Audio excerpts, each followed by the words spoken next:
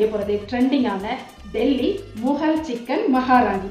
Chicken ரெசிபீஸ்லேயே மகாராணின்னு status கொடுத்துருக்காங்கன்னா இந்த dish அவ்வளோ ரிச்சாகவும் டேஸ்டாகவும் இருக்கிறதுனால தான். இதை ஈஸியாக 4 ஸ்டெப்பில் எப்படி பண்ணுறதுன்னு பார்க்கலாம் வாங்க.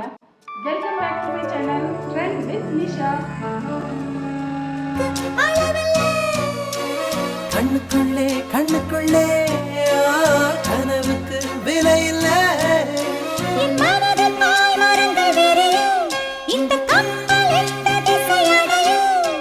என் இதயம் மும்மடங்கு துடிக்கும், மனதின் பாரம் எண்ணி கறக்கும்.